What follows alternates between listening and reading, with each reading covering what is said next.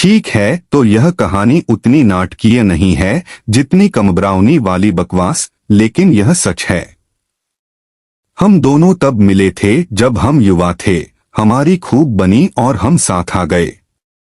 हम उसके वतन चले गए, मुझे एक नए देश, नई भाषा, नौकरी ढूंढने और इन सब चीजों से जूझना पड़ा। कुछ साल बाद मुझे पता चला कि कोई और लड़का है। हमने झगड़ा किया, सुलह कर ली, उसने वादा किया कि वह उसे फिर से नहीं मिलेगी। मैं तानाशाह नहीं बनना चाहता था, इसलिए जब मुझे पता चला कि वह अभी भी उससे कभी कभी दोपहर के खाने पर मिलती है, तो मैंने बस शांत रहने की कोशिश की। सालों तक मैं इस कमीने के बारे में चिंतित रहता था और मैं उससे नियमित रूप से पूछता था कि क्या हमारे बीच सब ठीक है, और वह मुझे महसूस कराती थी कि सब कुछ ठीक है। हम शहर बदल लेते हैं, हमें एक अच्छा अपार्टमेंट मिलता है, हम बच्चों की योजना बनाने लगते हैं। मैं उससे शादी के लिए पूछता हूँ, हमारी एक बहुत बड़ी सगाई पार्टी होती है, 1 या 2 साल बाद हमारी एक शानदार शादी होती है।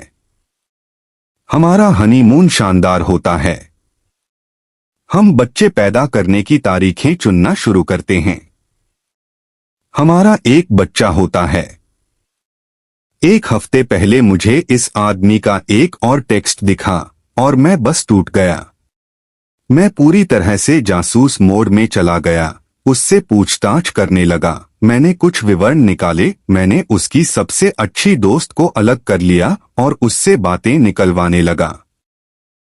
मेरी कमीनी पत्नी हर मिनट झूठ बोलती है, विवरण से इनकार करती है, मेरे सामने कसम खाती है, लेकिन 10 मिनट बाद और बातें कबूल करती है।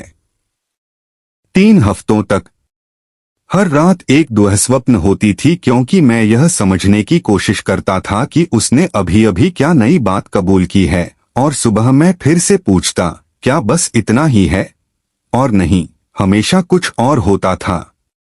अंत में मैं इस कमीने आदमी के घर गया और वह टूट गया और उसने मुझे सब कुछ बता दिया।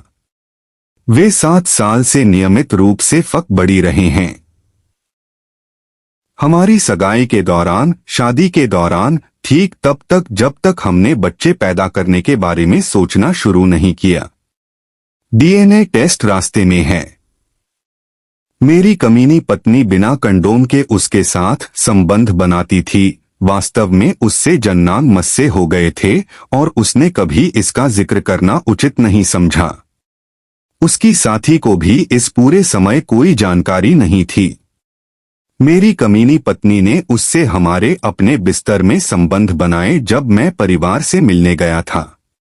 लगभग 15 साल का रिश्ता पूरी तरह से बर्बाद हो गया।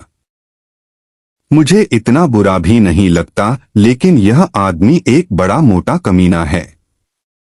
जो कोई भी मुझे अभी कुछ अच्छी सलाह देगा उसे सोना मिलेगा।